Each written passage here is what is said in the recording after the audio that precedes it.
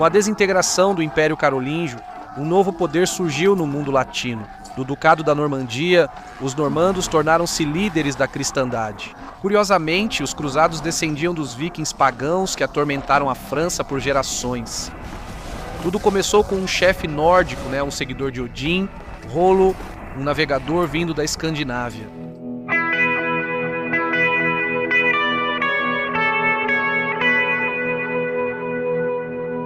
Com a morte do filho de Carlos Magno, Luís o Piedoso, o Império Carolíngio entrou em crise. A metade do século IX foi um período de conflito civil, enquanto os filhos de Luís lutavam entre si pelo poder. E o Império acabou sendo dividido em 3 entidades separadas. A disputa provou ser um terreno fértil para os invasores marítimos do norte, que penetraram na França pelo rio Sena. Comandantes vikings como Ragnar e Eskir saquearam até Paris. Isso aconteceu na década de 840. Askir devastou e ocupou Rouen em 841, e quando retornou em 851, Rouen serviu como base para que seus invasores se espalhassem a pé. 2 forças vikings atacaram Paris e saquearam Chartres em 857.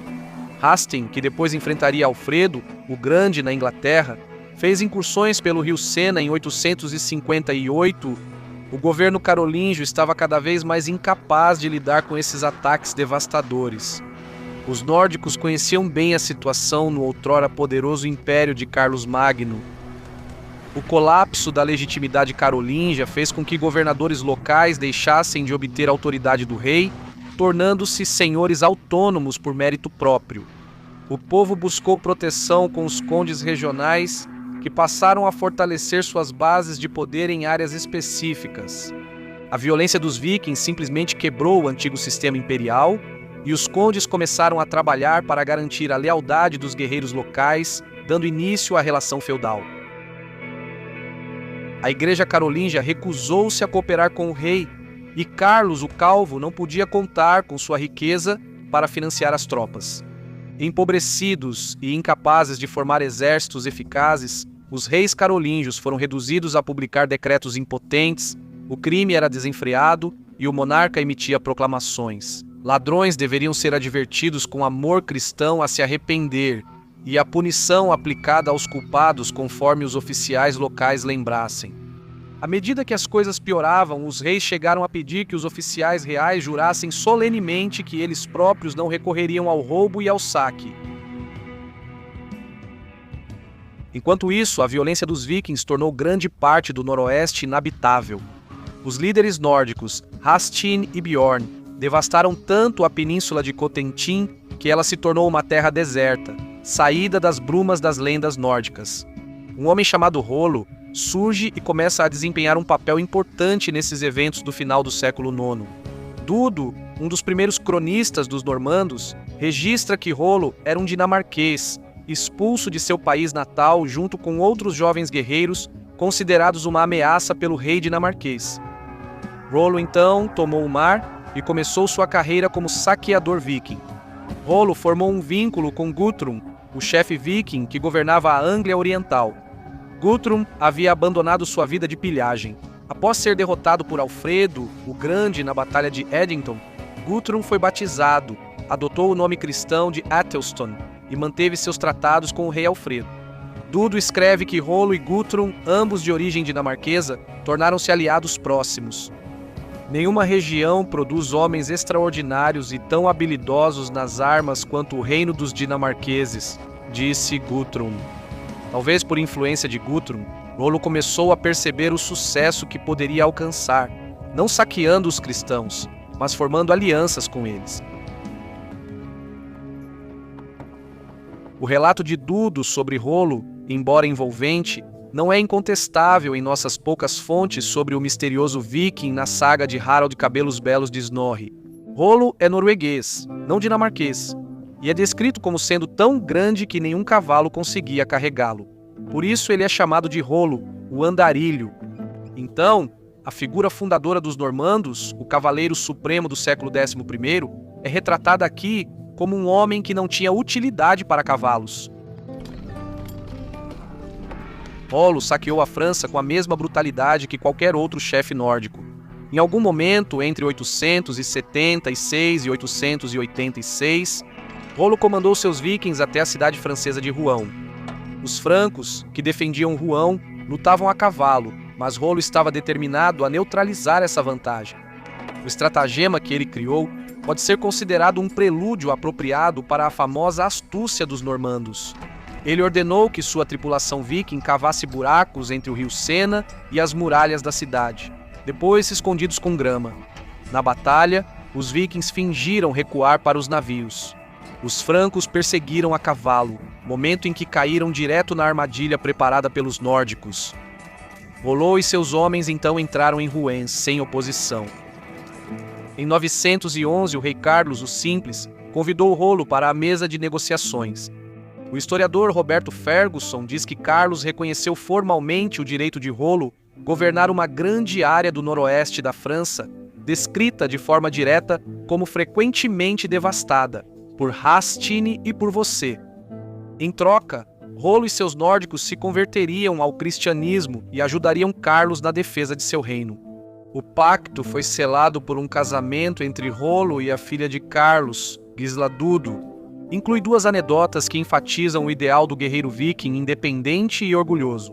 Após o acordo entre carolíngios e nórdicos, Rollo foi informado que deveria demonstrar submissão ao rei, beijando o pé de Carlos. Rollo recusou: "Nunca vou dobrar meus joelhos diante de nenhum homem, e o pé de homem nenhum eu beijarei." Ele ordenou que um de seus homens fizesse o gesto por ele. O viking avançou, agarrou o pé do rei e o lançou para trás, fazendo com que Carlos caísse de costas. Isso provocou risos entre os nórdicos, mas indignação entre os francos. A história parece uma lenda de acampamento transmitida entre os normandos para que se lembrassem de sua superioridade. Mas isso ilustra a realidade inegável de que a concessão de Carlos foi, como Robert Ferguson chama, uma concessão à realidade. Dudo descreve outra ocasião. Quando um dos emissários de Carlos perguntou a um grupo de vikings por qual título seu líder era conhecido, os vikings responderam: "Por nenhum." Já que todos somos iguais, isso enfatiza a antiga igualdade da tropa de guerra viking. Os guerreiros eram iguais, mas aceitavam seguir um comandante competente. O emissário então perguntou se os vikings estariam dispostos a jurar lealdade a Carlos, o Simples, em troca de terras e títulos. Os nórdicos responderam: "Nunca nos submeteremos a ninguém, nem nos apegaremos ao serviço de ninguém, nem aceitaremos favores de ninguém. O favor que mais nos agradaria é aquele que conquistaremos por nós mesmos, pela força das armas e nas dificuldades da batalha." Novamente, vindo de uma crônica encomendada pelo neto de Rollo, vemos aqui retratado um antigo ideal que os normandos continuaram a valorizar. Mais duas concessões de terra se seguiram. Como resultado, o território de Rollo correspondia aproximadamente à atual Normandia.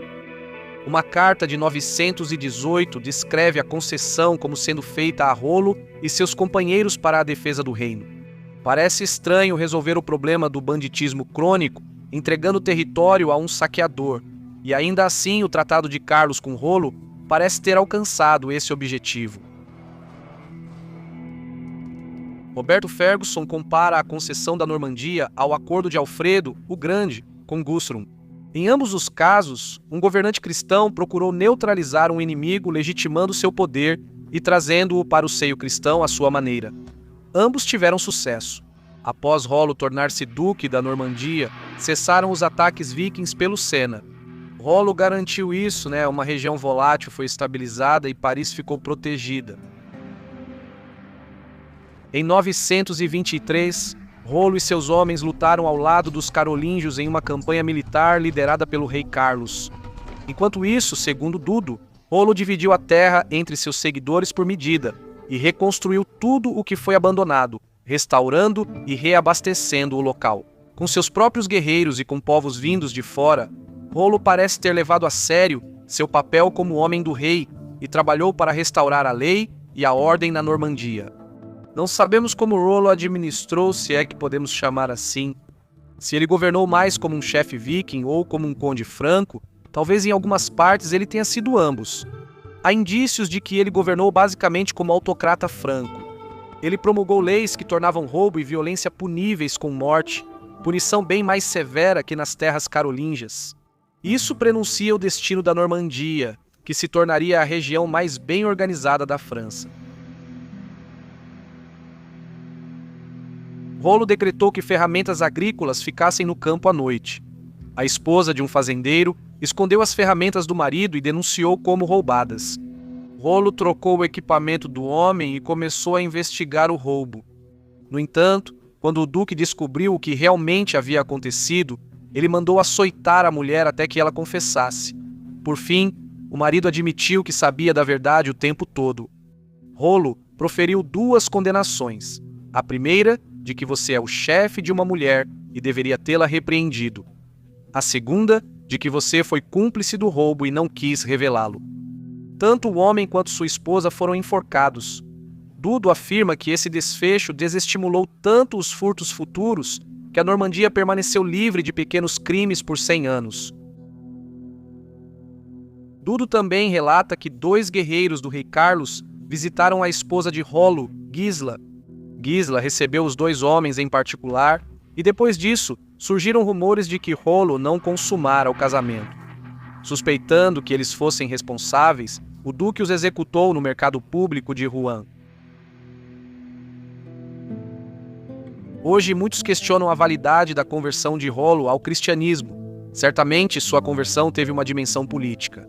Mas afirmar que Rollo foi totalmente cínico ao adotar sua nova fé pode ser reinventá-lo como um nihilista.